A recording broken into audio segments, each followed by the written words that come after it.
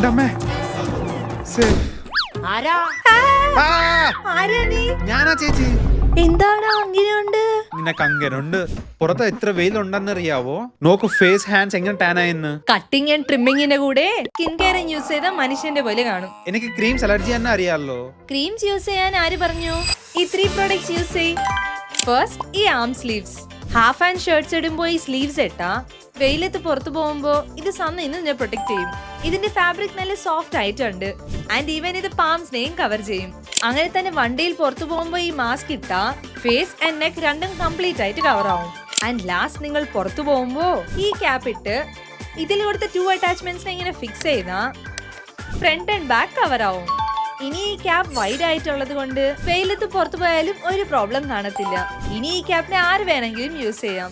ഇതിന്റെ links ബയോയിലുണ്ട് and താഴെ tag ചെയ്തിട്ടുണ്ട്.